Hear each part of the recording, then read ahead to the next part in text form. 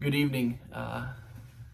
Here for another midweek reflection. Hope everybody's doing as well as can be throughout. I know several folks have asked about Helen as she's dealing with COVID. She's back home, if you've not heard. She's going to still have some recovering to do, but she's grateful for the many folks who've reached out.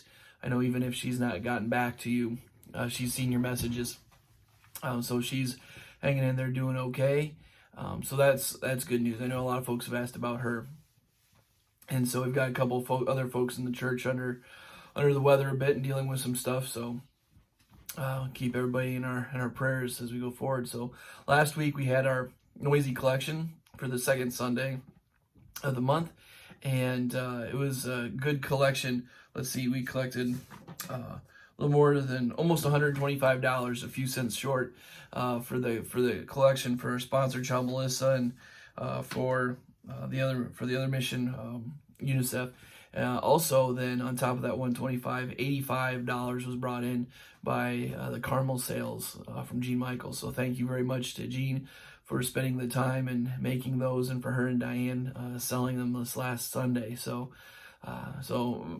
wonderful. So thank you everybody for your generosity there. That's just fantastic. So so I thought do something kind of simple, a little familiar maybe for this reflection, but hopefully give us some food for thought going forward. And I want to bring back actually a story that I shared in a sermon at the very beginning of February of this year. So some may remember it, but here's a story. More than 50 years ago at Johns Hopkins University in Baltimore, a young sociology professor assigned his class the project of interviewing 200 city youth residing in downtown slums. He asked them to predict their future. Students predicted that 90% would serve time in prison. 25 years later, the same professor asked the class to track down the original boys and discovered what had happened. 180 were located and only 4 had ever been in jail. Why were the predictions so far off? Well, looking for common factors, over 100 of the boys mentioned the strong influence of a teacher that they all had in common. They then located the teacher, a 70-year-old Sheila O'Rourke, in a Memphis nursing home. Puzzled by the interest in her, she could only exclaim, "All I ever did was love each of them." And that's the power of love, folks. If that's the result of being loved by an imperfect human love, what must be the results of being loved by a perfect divine love? As a result of this teacher's love, each of these boys had a life. And as a result of God's love for us, our lives can look very different here on earth, and certainly then in the life to come. One of the most famous verses in the Bible begins to tell us about God's love. It's been used in many different contexts because it's the gospel in a nutshell. God's love begins for us because, as we hear in John 3:16, "For God so loved the world that he gave his one and only Son, that whoever believes in him shall not perish but have eternal life." And then verse 17 says, "For God did not send his Son into the world to condemn the world, but to save the world through him." And I pray we're able to live it out so that others may come to know this love that God has for them. The same love God has for us is a love that we're supposed to treat others with, that we're supposed to pass on to others. What does this love look like? Well, we see a description of this love in 1 Corinthians 13 as we live our day-to-day lives. In 1 Corinthians 13, it says this: "If I speak in the tongues of men or angels, but do not have love, I am only a resounding gong or a clanging cymbal. If I have the gift of prophecy and can fathom all mysteries and all knowledge, and if I have faith that can move mountains, but do not have love, I am nothing. If I give all I possess to the poor and give over my body to hardship that I may boast, but do not have love, I have nothing. Love is patient, love is kind.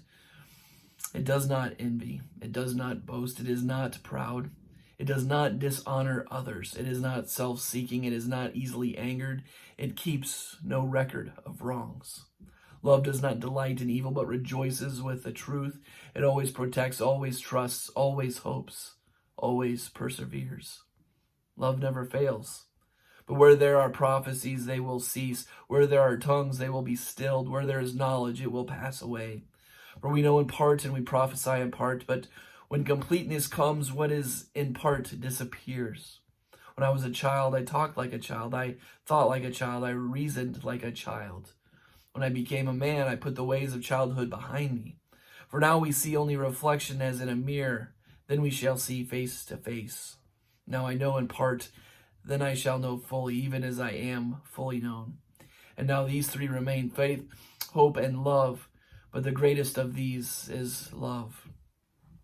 Folks, there's a lot of stuff to unpack in all of these verses. I want to focus in on verses 4 through 7 now. And this is what love looks like as it's laid out before us. We're told that what it is and what it isn't, or what it doesn't do. We're told that love is patient, that love is kind.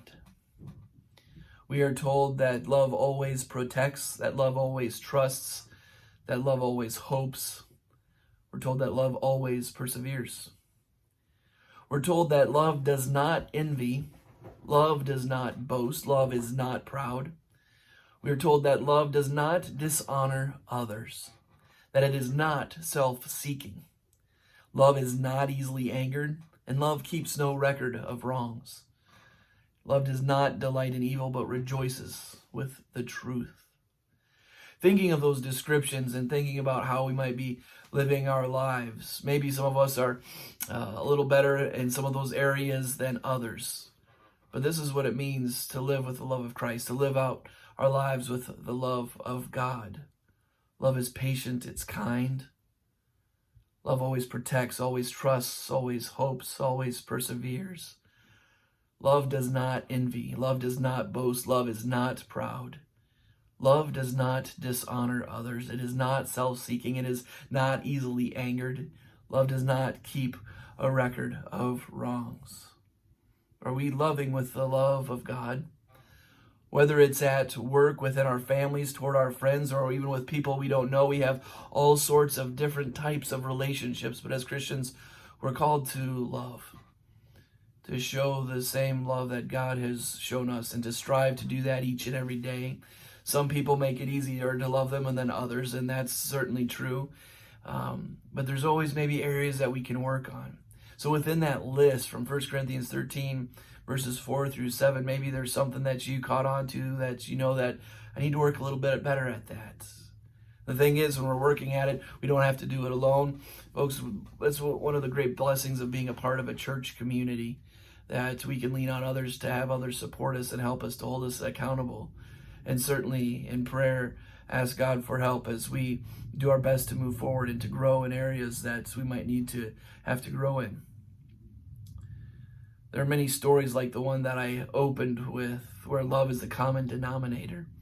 If people are shown love and given some hope, there can be great things that come from that, life-changing things.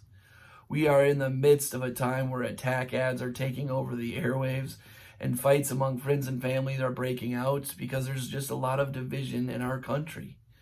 Living out the love that God has shown us can show folks a different way to interact with and care for others. It's not a call to be in agreement with others, but it's a call to just how to treat one another. How is it that we can love others with the love of God, especially in the midst of these days? Yes, it's a challenge. But this is a great way for Christianity to stand out and give the world a different option than simply being at each other's throats, than simply getting into another argument. Folks, it may not always be easy, but I hope that we can show people a different way. We start out in our own little spheres of influence, whether it's our work or our groups that we belong to, or in our neighborhoods, and then moves out a little further, maybe into the sections of our city, and then into our city, that we can just show people a little different way to live. Thanks be to God who first loved us and sent his son, Jesus Christ. Folks, I hope that you have a good rest of your week. Look forward on seeing you Sunday. As of right now, we're planning on meeting outside for service. It's supposed to be a little chilly. Cassie said she's up for it if I am, so we're going to give it a shot outside. And unless there's a lot of precipitation, there's, I guess, some talk of snow and some other things. So we'll see what happens. So be on the lookout. If something does change, check your emails, check Facebook out and our website to see what's going on there. For those who may not have access to that, we have some without computers or internet. I think you all know who your friends might be who are in that situation. We'll trust that you can give them a call and let them know what's going on. But as of right now, we're planning on having worship outside, and so we're getting down to it. So, folks, good talking with you, and we'll see y'all later.